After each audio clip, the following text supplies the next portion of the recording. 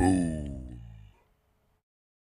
What's going on, boomers? Week 3 is fast upon us. I'm actually in the middle of a live stream on YouTube and on the Boom Fantasy app, and we're going to talk about waiver looks and our first analysis of the Week 3 early slate on Boom Fantasy. But first, I want to talk about the Josh Gordon situation because I'm getting a lot of questions about it. I didn't tell you to drop him. I told you to keep him in your roster in case he got traded. Boom, what happened? Now I think it's time to flip it. If you can get a high-end wide receiver for Josh Gordon, you absolutely need to do it. You want someone with consistency and touchdown upside. And right now, Gordon only has one of those things. So if someone on your league is buying into the hype, by all means, become a seller. I am done hearing the Moss comps, okay? We did the same thing with Brandon Cooks. Now we have Josh Gordon coming over to New England, finally gets a quarterback for the first time in his career. Josh Gordon has done some nice things this decade, but mostly he's been inconsistent and off the field. So try to flip Josh Gordon if you can, or hang out and he'll have boom or bust weeks based on matchups. Now let's get into the waiver picks for week 3. I got some for every position, some for these smaller leagues, and then a deeper league option for some of the positions. Let's get into it. At quarterback, Ryan Fitzpatrick. We get at least one more week of this explosive offense. Todd Monken is pulling the strings. Fitzpatrick is just out there wheeling and dealing like the Harvard Review, but I also like Andy Dalton. That offense has gotten an uptick. AJ Green is getting moved around. He's getting elite usage. Tyler Boyd coming into his own. Tyler Eifert healthy. The upgrades on the offensive line have really showed, and Andy Dalton could finish this season as a top 15 quarterback easily. Running back, we're going to stay with the Bengals, where Giovanni Bernard becomes a must-add immediately. Joe Mixon is going to miss 2 to 4 weeks with a knee scope, and it's time for Bernard. When he was in the lineup last year, he was top 10 over the last few weeks when Mixon was missing time. He's a PPR asset and will get a lot of work. Get him in your lineup, get him on your roster. If you're in a smaller league, there's a good chance Matt Breida is available on waivers. You know Matt Breida leads the league in rushing, like the whole NFL in rushing as a running back. You need to get Matt Breida on your roster right now, and if you're in a 12-team league, this probably won't apply to you, but that's okay. You can look at an Aaron Jones who comes back from suspension this week. He's not going to be the all-purpose Packers back, but he is the best rusher. Jamal Williams had 2 games to earn his name, earn his claim in the backfield. He didn't do it. He's a decent blocker, but Jones is the best runner and will ultimately steal that role. I also like Latavius Murray to stay in the division. Dalvin Cook a little banged up. Murray consistent. They're playing the Bills. Case closed on Murray. Wide receiver, Keelan Cole is clearly that dude. I'm done with the D.D. Westbrook stuff. Marquise Lee out for the season. Cole becomes the immediate starter. Makes a Beckham catch versus the Patriots.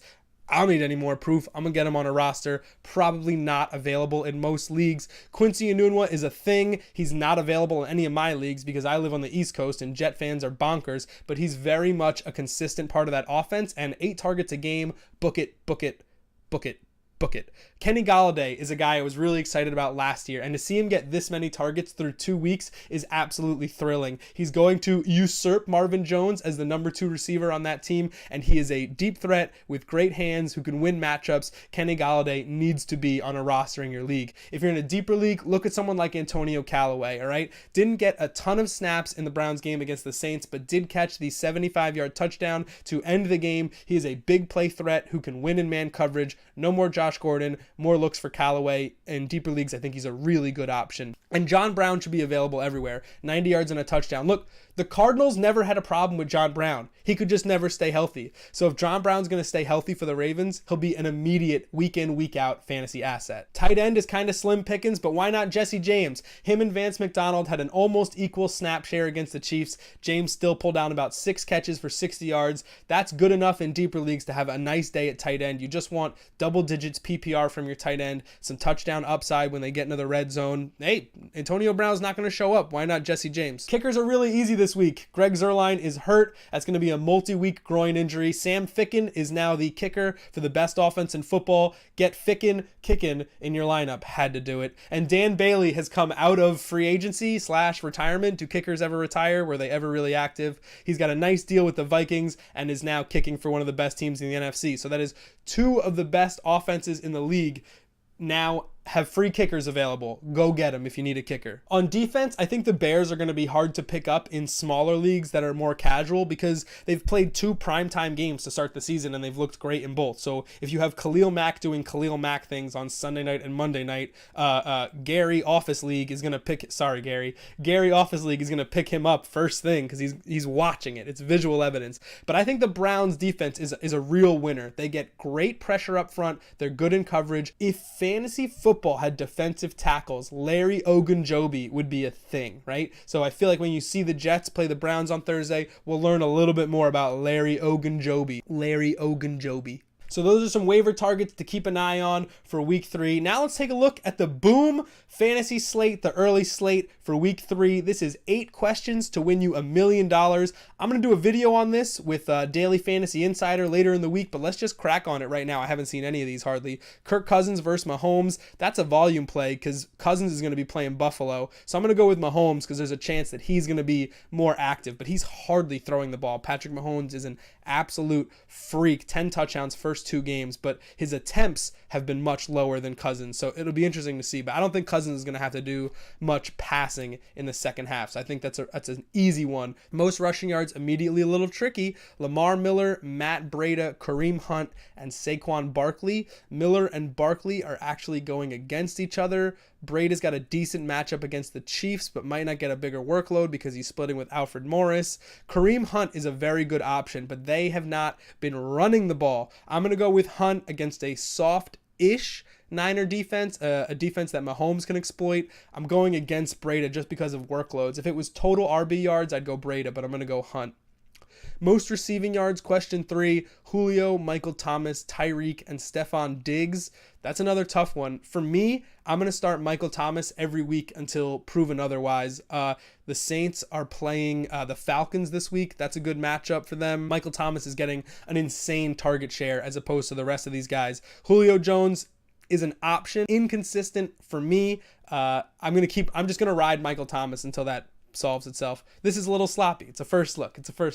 Most receptions, Alvin Kamara, Zach Ertz, Odell Beckham, and Jordan Reed. I would like Odell Beckham to lead this in receptions, but Eli can't throw it 8 yards past the line of scrimmage, so it's been nothing but Saquon in the passing game for the Giants, and that's so sad. Kamara, Ertz, Jordan Reed. Jordan Reed's pretty intriguing D-bet. So is Ertz, but Kamara is just such a workhorse, and that game could be pretty high scoring. Let's go Ertz. Carson Wentz is back. We're going Ertz. No other receivers. It's Ertz and Aguilar. So I'm going Ertz there. Going to be most targeted for sure.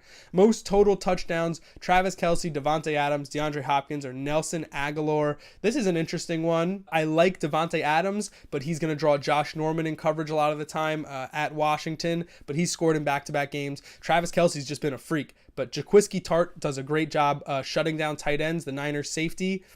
Let me go Hopkins. Hopkins always, and the Giants have just been abysmal. So Hopkins in a jump ball situation, tasty every time.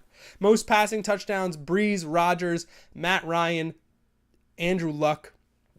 Andrew Luck's he's been doing the Eli thing and the Derek Carr thing, but wildly efficient, so nobody's noticing. Passing touchdowns, I'm going to go Drew Brees. He's hot. They don't even run at the goal line. They'll swing it out. Rodgers, in Washington, he's had nice games, but I'm just concerned with the knee. Give me Drew Brees there, pretty easy. Emmanuel Sanders, receiving yards.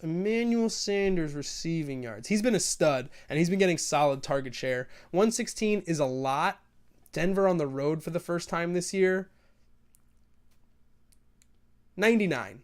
Just short of 100. No, 105. 105. He can get there, I believe. He's just so good. And Demaryius Thomas is dropping passes, so even more of the action can funnel towards Sanders. Sanders is catching, I think, over 80% of his targets. Just a freak.